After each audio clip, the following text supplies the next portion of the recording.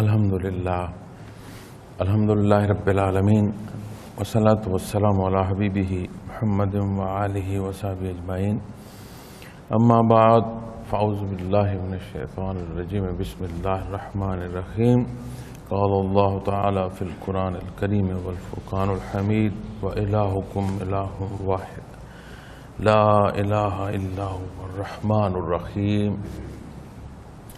اللہم سبحانک لا علم لنا الا ما علمتنا انک انت العلیم الحکیم مولاي صل وسلم دائما ابدا لا حبیبک من زانت به الرسل. معزز سامعین کرام، السلام علیکم ورحمۃ اللہ. آج ہمارے تربیتی پروگرام میں ابتدا ہے مراقبات کی. 7 لطائف کی مضبوطی کے ساتھ اس کے بعد جو حصہ آتا ہے وہ رابطہ کا ہے، جس پر کل گزارشات پیش کی ہیں. رابطہ خود کوئی سبق نہیں ہے، جیسے لطائف ایک سبق ہے اور مراقبات ایک سبق ہے. ایک وہ تعلق استوار ہوتا ہے جس سے روح کی قوت پرواز اور اس قوت پرواز میں مضبوطی اور راسخ ہونا نصیب ہوتا ہے. اسی لیے آپ نے غور کیا ہوگا کہ جب تربیتی پروگرام یا تربیتی ذکر کے حصے نہ ہوں تو 7ویں لطیفے کے بعد پہلے لطیفے پر جب پوری توجہ لائی جاتی ہے تو اس کے بعد پھر احادیت کی بات کی جاتی ہے، تو رابطہ درمیان میں نہیں بولا جاتا. لیکن اللہ کریم مہربانی فرمائیں اور یہ حصہ نصیب ہو تو ہی مراقبات کا سفر بھی شروع ہوتا ہے. مراقبات میں پہلا حصہ مراقبات ثلاثہ کا ہے: احادیت، معیت اور اقربیت.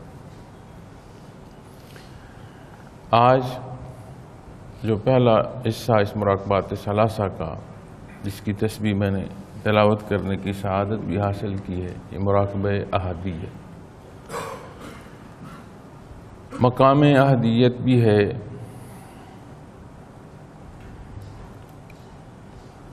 اس کا رنگ بھی ہے، کیفیات بھی ہیں. یہ وہ سارے حصے ہیں جن پر مشائخ اعظام نے بڑی واضح بیان فرمایا، تحریر میں موجود ہیں. سالک کو جب یہ تربیت دی جاتی ہے مراقبہ احادیت کی، اس سے مراد وہ کیفیت جو اس تسبیح کا حصول ہے یا جو مراقبہ کا نام ہے کہ وحدانیت باری تعالی، یہ بنیاد ہے ایمان کی. انسان محتاج ہے. انسان اپنی ضروریات کی تکمیل یا کسی بات کے ماننے کو اگر آپ دیکھیں، 2 صورتوں میں اس کے ہر معاملے کی جو صورت ہے وہ اس کے تحت آ جاتی ہے. محبت ہو، تعلق ہو، چاہت ہو تو کسی کی طرف رغبت ہے. خوف ہو، ڈر ہو تو کسی کی حکم کے ماننے کی بات آتی ہے. آپ مشرکین کی متعلق قرآن و حدیث میں جو بھی حصے سنتے ہیں، جو واقعات بیان کیے جاتے ہیں، تو وہاں وہ یہ کہتے ہیں کہ وہ بتوں کی عبادت کرتے تھے. اب جب عبادت ان کی پر بات کریں گے اور ان کے بتوں کو دیکھیں گے تو کہیں انہوں نے کامیابی کا بت رکھا ہوا ہے، کہیں انہوں نے غصے اور تکلیف سے دوری کا، اور کہیں ایسا ہے کہ اگر یہ بت ناراض ہو گیا تو اس سے ہمیں تکلیف ہوگی یا بیماری ہوگی. اس حالتوں کی انہوں نے صورتیں بھی بنا رکھی. یہ الگ موضوع ہے کہ وہ شرک ہے، لیکن انسانی مزاج کی بات کر رہا ہوں. اور انہوں نے ایسی شکلیں بنا رکھی ہوتی ہیں جہاں سے ان کو یہ ہو کہ یہاں سے ضرورت پوری ہوگی، اس کی صورت اس طرح کی ہوگی. جہاں غصے کی ہوگی اس کو انہوں نے ایسے بڑی بڑی آنکھیں، زبانیں نکار رکھی ہوں گی، دانت بنا رکھے ہوں گے بڑے بڑے. حالانکہ رب العالمین نے بے شمار دفعہ یہ بھی فرمایا کہ یہ وہ ہیں جو خود محتاج ہیں، یہ تمہیں کیا دیں گے؟ اور قرآن کریم ان سے متعلق یہ جو شرک کے حصے ان سے متعلق روز معاشر کا جو حال بیان فرماتے ہیں کہ اللہ کریم اس روز مشرکین کو فرمائیں گے کہ انہیں بلاؤ جو تیرے مددگار تھے۔ اور عجیب صورت بیان ہوتی ہے کہ یہ جنہیں وہ مددگار کہتے رہے یا جنہیں تراشتے رہے یا جسی انسان کو مانتے رہے، اس دن ان کی عبادت کو کوئی بھی نہیں مانے گا۔ تو ایک الگ موضوع اور ایک الگ بات ہے، اس طرف نکل جائیں گے۔ تو جو نقطہ عرض کرنا چاہ رہا تھا وہ یہ ہے کہ اسی انسانی کیفیت کو جب صورت یا کیفیت یا حال ایمان کا نصیب ہوتا ہے تو پھر اس کی احتیاج کی سارے حصے جو تکمیل کیے ہیں یہ اللہ جل شانہ کی طرف مبذول ہو جاتے ہیں، جو خالق حقیقی ہے، جس نے پیدا فرمایا اور جس نے عوارضات دنیا منسلک فرمائیں، احساس ضروریات کی تکمیل کے ذرائع، یہ جہان، یہ خلق، جو حقیقی خالق اور مالک۔ جب اس طرف تعلق نصیب ہوتا ہے ایمانی، تو وہ تعلق محبت کا جسے قرآن کریم یا لغت اسلامی میں آپ تقویٰ کی حیثیت سے کہیں گے، وہ نصیب ہونا شروع ہو جاتا ہے۔ بے شک غلطی پر سزا ہے، اور سزا سے ڈرانے کے متعلق انبیاء اور رسول کے فرائض میں بھی ہے کہ جو غلطی کرو گے اس کے نتائج سخت ہوں گے، اور سختیاں بھی بیان ہیں۔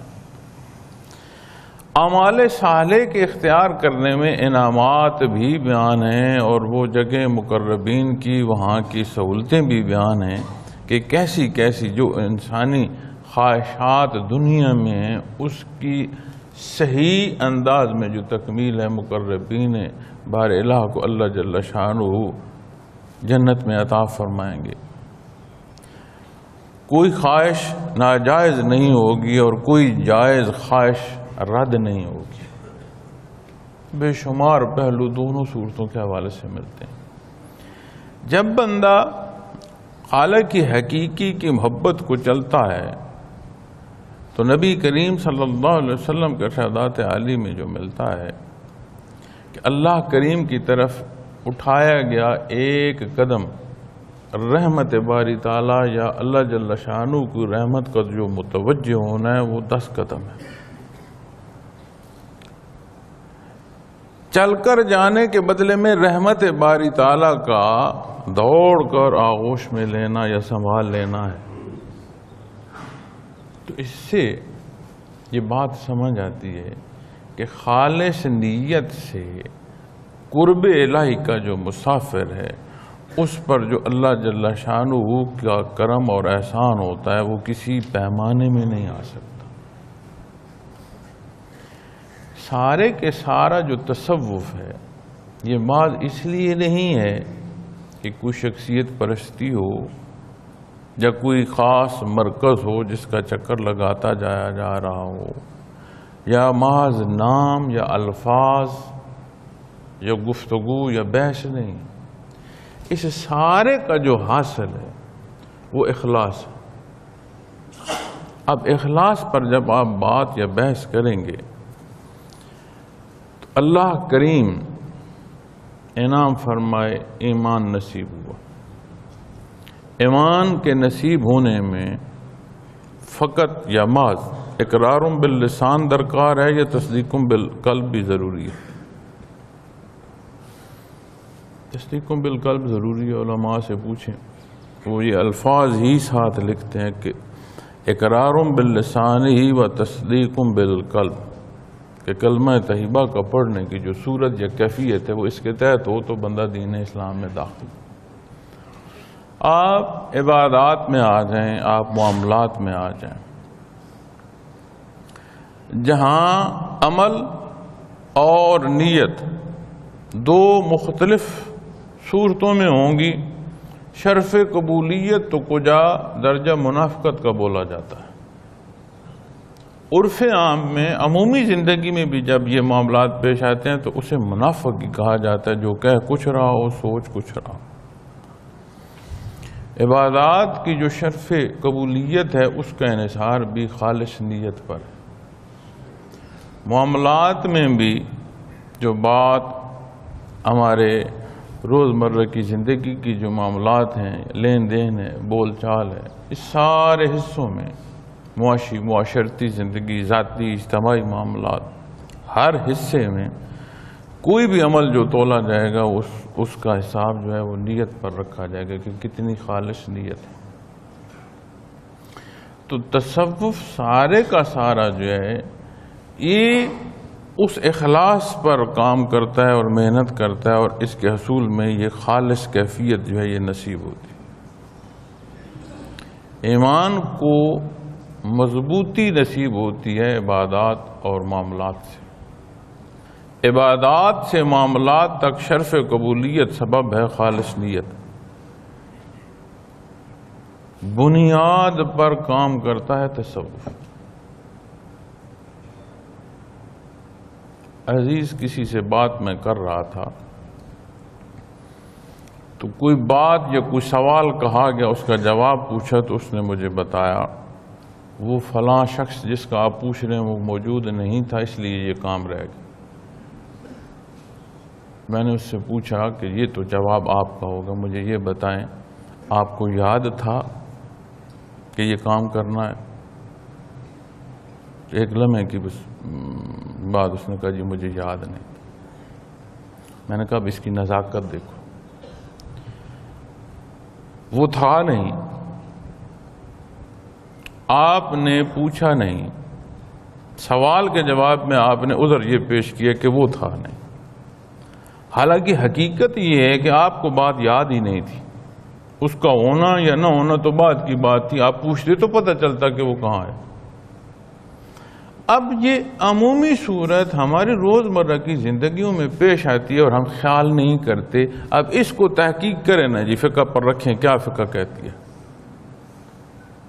کیا یہ جھوٹ کے زمرے میں چلا جائے گا یا نہیں چلا جائے گا؟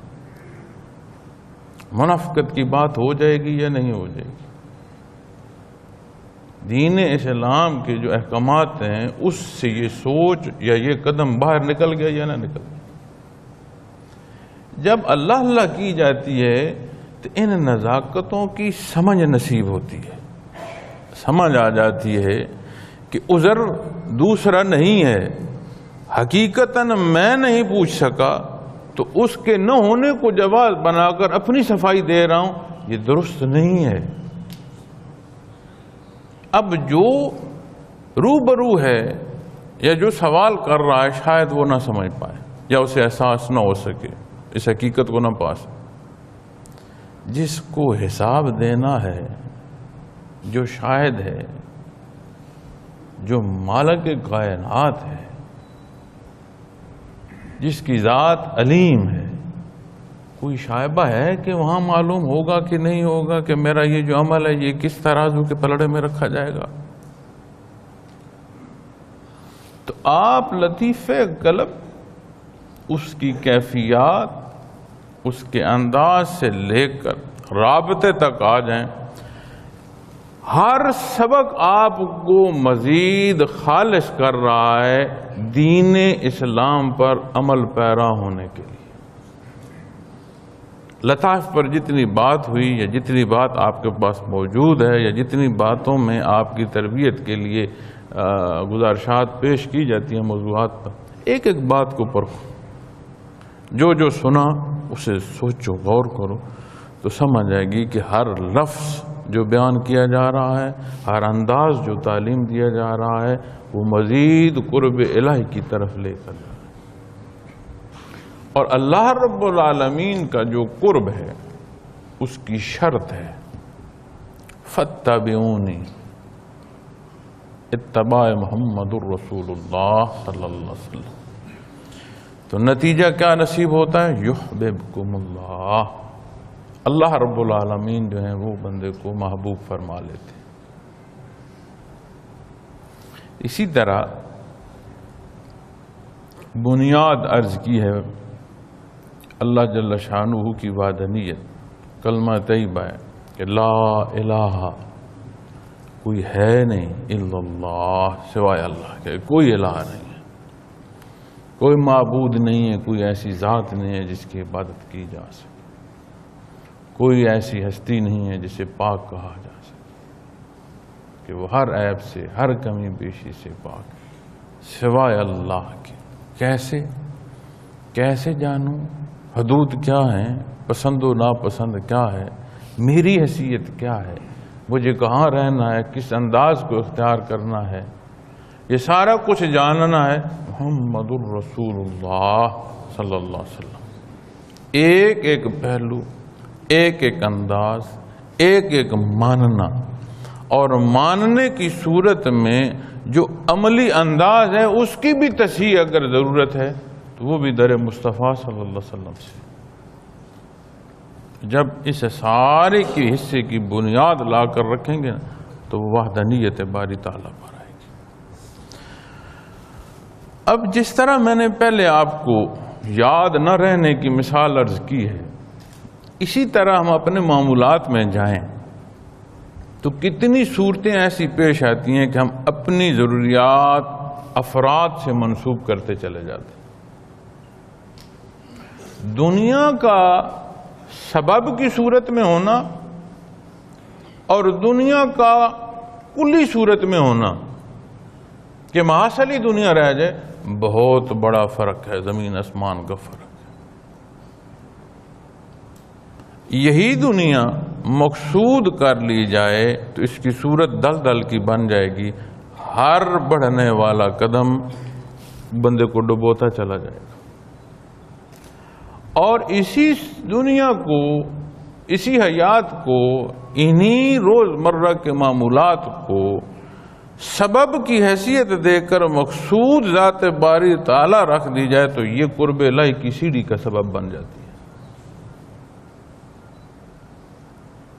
تو ہم اپنے معمولات میں جب غور کریں تو کتنی ضروریات ہیں جنہیں اسباب سے بڑھ کر ہم اپنے لیے سمجھ لیتے ہیں کہ اگر یہاں تعلق نہ ہوا تو میرے رزق کے سبب نہیں ہو سکیں گے۔ میاں تیرے ذمے سبب کا اختیار کرنا ہے، تو مرزوق ہے، رازق رب العالمین ہے، اور وہ مسبب الاسباب ہے، تو سبب کو کل سمجھ رہا ہے، اور جس ذات کے حکم کی تعمیل درکار ہے وہ ان اسباب کا مالک ہے۔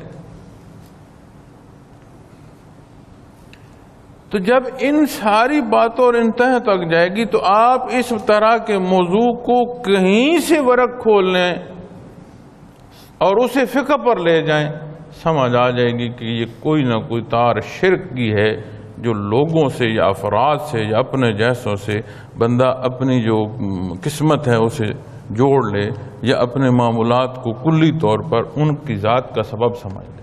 سبب وہ اور چیز ہے، سبب کو کلی حیثیت دے دینا یا مقصود ٹھہرا دینا یہ اور بات ہے۔ تو وحدانیت باری تعالیٰ میں پہلے ارشاد فرمایا کہ نفی کر دو، صفائی ہو، اس نہاں خانے دل میں کوئی ذات نہ ہو، لا الہ، کوئی الہ نہیں ہے، رد کر دو، صاف کر دو، کوئی کمی بیشی، کوئی شائبہ نہ ہو، پھر مانو الا اللہ، واحد اللہ جل شانہ کی ذات جو عبادت کے لائق ہے۔ اب اس صورت کے لیے جب محنت کرائی جاتی ہے تو روح مضبوط ہوتی ہے، اور رابطے کی کیفیت مضبوط ہو اور نصیب ہو تو روح کا سفر واپس عالم امر کی طرف جاتا ہے۔ جس طرح عالم خلق کی کشش نفس کو مضبوط کرتی ہے، اسی طرح جب نصیب ہو یہ مسافت، یہ سفر نصیب ہو جو واپس عالم امر کی طرف ہے، تو جب یہاں سے روح اس سفر پر جاتی ہے تو نفس کی خواہشات کمزور ہوتی ہیں، امارہ سے لوامہ اور لوامہ سے مطمئنہ تک اس کی صورتیں آتی ہیں، اور جب روح مضبوط ہوتی ہے تو پھر ایمانی حصے مضبوط ہو جاتے ہیں۔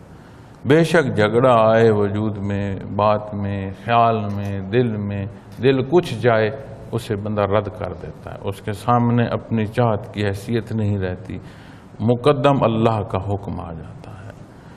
اور یہی دنیا ہے، یہی صبح و شام ہے، یہی صحت بیماری ہے جس میں سے ہم گزر رہے ہیں، اور جب تک جس کو فرصت ہے اس نے گزرنا ہے۔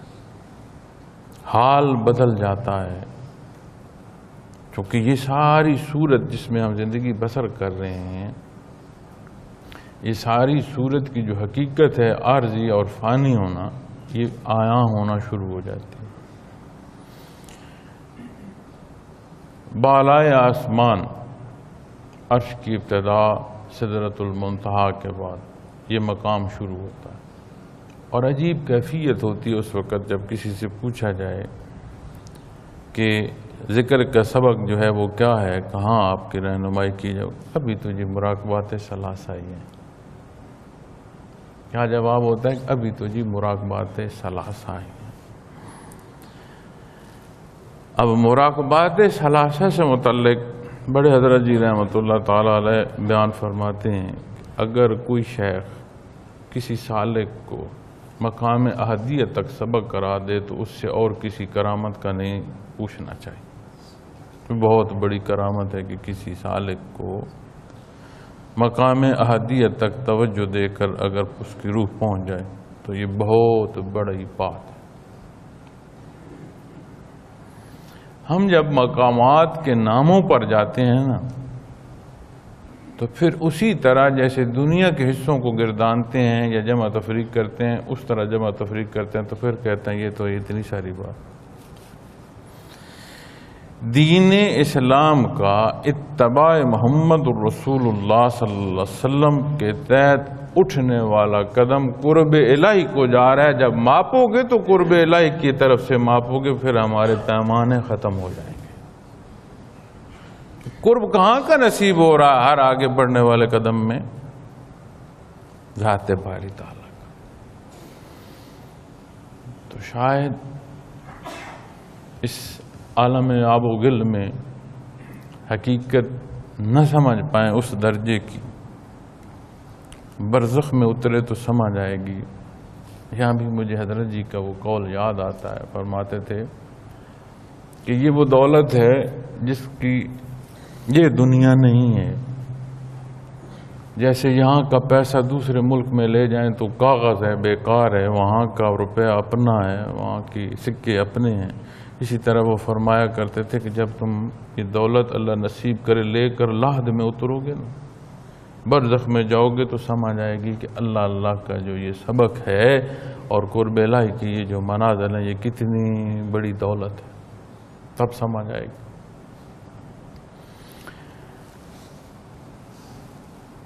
تو بات کر رہا تھا مقام احدیت کی، تو سدرۃ المنتہا سے اوپر عرش کی شروعات ہے۔ آپ سمجھیں کہ عرشی منازل کی جو ہے شروعات ہیں، اور شروع کی یہ جو منازل ہیں یہ مقام احدیت ہے۔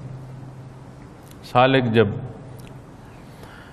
لطیفہ قلب ختم کرتا ہے اور جو صورت اس کی رابطے کی تھی اس طرح ایک بار سانس لیتے ہیں اللہ، تو اسے روح کی چوٹ جو مقام احدیت کو پہنچا دیتی ہے۔ دنیا کے پیمانے جو فاصلوں کے ہیں وہ شاید ہمارے ریاضی دان وہ زیرو بھول جائیں یا ان سے بھول جائیں، اتنے فاصلے ہیں یہاں سے مقام احدیت کے۔ جیسے عرض کیا مقام بھی ہے، رنگ بھی ہے، انوارات بھی ہیں۔ سالک کو جو ضرورت ہے اس کا ایمان جو ہے وہ مضبوط ہو، وحدانیت باری تعالیٰ جو ہے وہ اتنی راسخ ہو، وہ بے نیاز ہو جائے کہ مجھے کسی سے کوئی احتیاج نہیں ہے سوائے اللہ رب العالمین سے۔ ہر محتاجی کا مداوا اس کی ذات باری تعالیٰ ہو۔ وَإِلَٰهُكُمْ إِلَٰهٌ وَاحِدٌ، اور تمہارا معبود اکیلا معبود ہے، اور کوئی اس لائق نہیں ہے جس کی عبادت کی جا سکے۔ لا الہ الا هو الرحمن الرحیم، جس کے سوا کوئی عبادت کے لائق نہیں، وہ بڑا مہربان اور بہت رحم کرنے والا ہے۔ تو تسبیح میں جب آتے ہیں تو جو تسبیح کی ترتیب ہے اس میں عربی بھی ہے، قرآن کریم کی آیا کریمہ بھی ہے، کچھ حصہ تھوڑا فارسی کا بھی آ جاتا ہے، اور ان تسبیحات کو ترتیب دیا ہے مشائخ نے۔ اس سے الفاظ کی چناؤ ہم ذات سے کریں، کسی مشاورت سے کریں، یہ ہو نہیں سکتا کہ وہ الفاظ ہمارے ان برکات کے حامل ہوں جو مشائخ نے ہمیں تعلیم دی ہے۔ اسی لیے منع کر دیا جاتا ہے کہ جب کوئی جذبات میں یا کیفیت میں کوئی شعر پڑھنا شروع کر دے، کوئی فقرہ دہرانا شروع کر دے، کوئی اپنے الفاظ بیان کرنا شروع کر دے، تو وہ معنی فیض ہونا شروع ہو جائیں گے، اپنے فیض میں بھی رکاوٹ کا سبب بنیں گے، اور جو ذکر کرا رہا ہے جب اسے رکاوٹ پیش آئے گی تو جنہیں کرا رہا ہے ان کے لیے بھی رکاوٹ کا سبب بنے گا۔ فیض اللہ منزب چون چگوں الہکم الہ واحد وحدہ لا شریک لک یا اللہ۔ وہ ذات ہے جو پاک ہے، اس کا ہاتھا نہیں ہو سکتا، بچونو چگوں احاطے سے باہر ہے، اسے کہیں آپ ماپ نہیں سکتے، واحد ہے، واحد ہے جو عبادت کے لائق ہے، وحدہ لا شریک لک یا اللہ۔ پھر اقرار ہے کہ بار لا تو واحد ہے، مانتا ہوں، اقرار ہے، اے میرے اللہ، حاضر سمجھتا ہے اپنے آپ کو اللہ کے روبرو، محسوس کرتا ہے ایمان کی یہ کیفیت کہ اللہ جل شانہ کی ذات ہر لحظے ہر آن موجود ہے، یا اللہ۔ اب اس کیفیت کو لے کر سالک اپنے ذکر سے اٹھے اور معمولات دنیا میں چلا جائے، جو ہے واحد وہ ذات ہے جو اللہ کی ہے، باقی جو کچھ ہے اس کا دیا ہوا، اس کی مخلوق ہے، اور ہر ایک اسی کی طرف لوٹ کر جانا ہے۔ اس ایمان کی مضبوطی کے ساتھ آپ چل کر تو دیکھو۔ اس سے مراد یہ نہیں ہے کہ کسی کی عزت چھوڑ دو، اس سے مراد یہ نہیں ہے کہ لین دین چھوڑ دو، اس سے مراد یہ نہیں ہے کہ معاملات زندگی کا تسلسل چھوڑ دیا جائے۔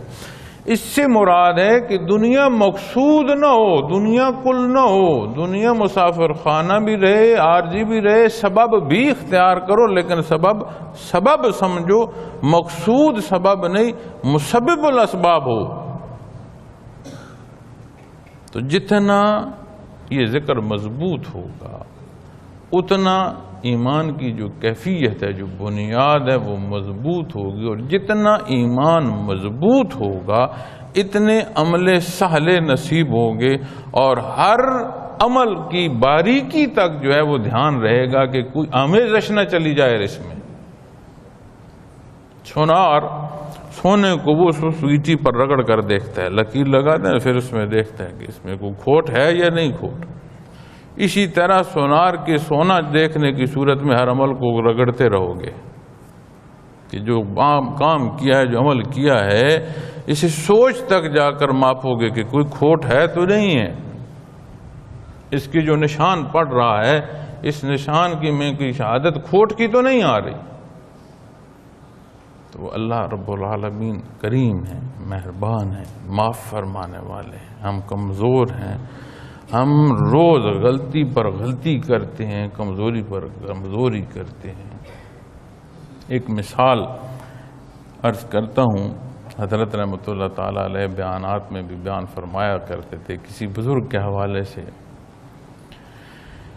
کہ وہ مطاف میں بیٹھے تھے اور کوئی صاحب مسافر آئے اور ان کے کپڑے اور وجود گرد آلود یہ شہادت دیتا تھا کہ کوئی دور سے سفر کر کے آیا، اور اتنی حیثیت بھی نہیں ہے کہ مسافر اس حیثیت سے سفر کرے کہ گرد کی آلودگی اس پر نہ پڑے۔ تو مطاف میں وہ بیٹھے تھے زیارت بیت اللہ میں، تو وہ آ کر تلبیہ شروع اس نے کر دی اور طواف شروع کر دیا۔ تو وہ فرماتے ہیں کہ آواز سنی میں نے، ہاتف کی آواز، غیب سے آواز سنیں کہ یہاں سے نکل جاؤ. وہ پورے زور سے آواز سے اور پورے وجود کی حرکت سے طاقت سے لبیک اللہم لبیک لبیک لا شریک لک تلبیہ بھی کر رہا ہے اور پورے زور سے اپنا طواف بھی کر رہا ہے. دوسری دفعہ آواز ہے. تیسرے چکر پر انہوں نے لکھتے ہیں کہ اٹھ کر اس کا ہاتھ پکڑ لیا کہ تم یہاں سے چلے کیوں نہیں جاتے؟ تمہیں آواز نہیں آ رہی؟ تمہارا دل ہے کہ تم یہاں سے نہ جاؤ تو ہم سب سارے جو ہیں وہ عذاب میں پکڑے جائیں، تو کیوں نہیں جاتے؟ تمہیں سنائی نہیں دیتا؟ تو آگے وہ کہتے ہیں کہ اس نے کہا جو مخاطب ہے اسے سنائی نہیں دیتا اور جو باہر بیٹھا ہے اسے سنائی دے رہا ہے. تو نے کہا تو جب سن رہے ہو تو جاتے کیوں نہیں؟ اس نے کہا کوئی در بتا دو، اللہ کا در چھوڑ دے. تو میں جیسا بھی ہوں، جس طرح کا بھی ہوں، اللہ کا در چھوڑ دیتا ہوں. مجھے بتاؤ اللہ کے مقابل اور کوئی در بتاؤ جہاں جا کر میں اپنی پیشانی ٹیکوں. تو ہے کوئی نہیں. تو ان کی کیا صورت یا یہ واقعہ کیا ایک الگ بات ہے. مثال کے طور پر عرض کی ہے کہ یہ وہ واحد در ہے جو خوش نصیبی ہے کہ یہاں ماتھا ٹیکنا، پیشانی ٹیکنا نصیب ہو جائے. یہ خوش نصیبی ہے. اور جب عبادت کے درجوں کو دیکھو گے تو قرب الہی کے لیے بھی ہیں. اللہ جل شانہ کے انعامات کی بھی بات ہے. اللہ جل شانہ کی وہ سزائیں جو تجاوز اور وہ ظلم جو ہر ایک اپنے آپ پر کرتا ہے. جب دنیا کے ظلم کی بات آتی ہے نا تو جو ظالم سے یا ظلم کی بات یا سختی کی بات کرتے ہیں وہ مقابل کی سختی ہوتی ہے یا اس کا غصہ ہوتا ہے. یہاں قرآن کریم کفر تک کے حصوں کو فرماتا ہے کہ انہوں نے اپنے اوپر خود ظلم کیا، یعنی وہ راہ اور وہ سزا اپنے لیے خود چاہی اور اس طرف کے مسافر ہوئے اور اس منزل کو جاتے ہوئے وہ بامنزل ہوئے. تو یہ صورت جب معمولات زندگی میں اور یہ نزاکتیں جب اپنے روزمرہ کی سوچوں میں آ جائیں گی تو پھر انشاءاللہ بہت واضح اور بہت ہی کھلے انداز میں بندہ اپنے معاملات کو جواز دینے کے بجائے پرکھ رہا ہوگا. ہم غلطی کرتے ہیں تو جواز دیتے ہیں، نہیں اس لیے نہیں تھا، ویسے تھا. یا کوئی کام کمزور کرنا ہو تو ہم چل پڑتے ہیں مشورہ لینے، ایک بندے سے، دوسرے سے، تیسرے، 5 7 8. کوئی تو ایسا کہہ دے گا نا جیسے میرا دل ہے. تو جب اس نے کہا اس لیے کر رہا ہوں کہ جی اس نے مشورہ دیا، وہ دیکھو جو تم چاہ رہے ہو وہ کیا ہے. جب مراقبہ احدیت پر بات آئے گی تو ایمان جب مضبوط ہوگا، توکل اللہ نصیب ہوگا تو معمولات بھی سہل ہوں گے. اور معمولات کے سہل ہونے میں جب میں بات کرتا ہوں یا عرض کر رہا ہوں تو اس سے مراد نہیں ہے یہ کوئی بیمار ہے تو وہ بیمار نہیں ہوں گے، یا کوئی کمزور ہے تو کمزوری نہیں ہوگی. نہیں، بیماری اور کمزوری میں بھی متوجہ اللہ ہونا یہ نصیب ہوگا کہ شفا بھی وہیں سے طلب کرو گے، مدد بھی وہیں سے طلب کرو. اور اگر کوئی کامیابی آ گئی ہے تو شکرانہ بھی اسی کا ادا کرو گے، چونکہ جو کچھ ہے اسی کا ہے، ہم بھی اسی کے ہیں. اور یہ کیفیت نصیب ہو جائے کہ ہم بھی اسی کے ہیں تو پھر بندہ چھوڑ دیتا ہے کہ فلاں بندہ ہو تو میری عزت کے جو ہیں وہ درجات بلند ہوں گے، وہ نہ ہوگا تو شاید میرے معاشرے میں مقام نہ. سبب کی سطح تک باتیں رہ جائیں گی، آگے بات توکل کی آئے گی تو وہ توکل اللہ ہوگا. تو جب یہاں کی بات آتی ہے تو یہاں جیسے میں نے عرض کیا کہ مقام بھی ہے، رنگ بھی ہے، انوارات یا کیفیات کی ہر صورت بھی ہے. اور ہر یہ جو مراقبے ہیں ان پر سابقہ جو اللہ جل شانہ کے خوش نصیب لوگ جنہیں اللہ نصیب ہوئی اور قرب الہی کے منازل نصیب ہوئے، جہاں جہاں کوئی فوت ہو گیا اس کی روح کو وہاں کا مقام نصیب ہو گیا. تو اسی طرح جب احدیت پر جائیں تو مقام احدیت پر بھی وہ بے شمار ارواح موجود ہوتی ہیں جنہیں زندگی میں یہ حیثیت نصیب ہوئی اور راسخ صورت میں نصیب ہوئی. سیر نظری کی بات نہیں کر رہا، راسخ نصیب ہوئی. تو وہ برزخ میں جب گئے تو ان کے روح کو مقام میں بھی جو رہائش کے لیے یا جگہ ملی وہ احدیت تک انہیں رسائی اور وہاں اس قرب الہی کے مزے میں بیٹھے. اور مراقبات ثلاثہ یا مقام احدیت کی وسعت کی اگر میں بات کروں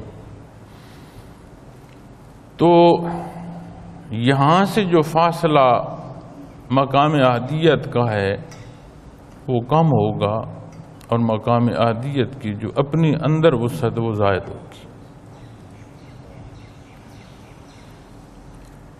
وقت نہیں مجھے یاد، لیکن لگ بھگ ربع صدی 50 سال لگ بھگ گزر چکے تھے حضرت جی رحمۃ اللہ تعالی علیہ کی زندگی کی. تو یہی مسجد میں میں نے آپ کا بیان سنا. میں یہاں ایک سائٹ پر بیٹھا تھا تو مراقبات ثلاثہ کے حوالے سے آپ بیان فرما رہے تھے تو آپ نے فرمایا اپنے شیخ کی تعریف میں بھی اور عزت میں بھی فرمایا کہ اس ہستی سے سیکھنا نصیب ہوا، ساری زندگی سیکھنے سکھانے میں برس ہوگی، اور سکھانے والوں کی جنہیں سکھایا ان کے اسباق بالا منازل تک بھی ہیں. لیکن 50 سال کے بعد آج مجھے سمجھ آئی ہے کہ مراقبات ثلاثہ ہیں، ان کی وسعت کتنی ہے. اب شیخ کی جو قوت پرواز ہوگی، جو شیخ کے سامنے ادراک ہوگا، جو شیخ پر انعام ہوگا، وہ کیا ہوگا اور اس کی صورت کیا ہوگی. تو انہوں نے فرمایا 50 سال کے بعد سمجھ آئی کہ اس کی وسعت کتنی ہے. پھر اگر شیخ نہ ہو ساتھ اور اس کی توجہ نہ ہو تو اس کی وسعت میں ہی بندہ کھو جائے، اس کی وسعت سے نکل کر اگلے مراقبے کی طرف گامزانی نہ ہو سکے. جہاں تک پہنچنا مال پھر اس کی وسعت میں کھو جائے تو پھر اس کی وسعت میں سرگرداں رہے، حاجات تمام ہو جائے.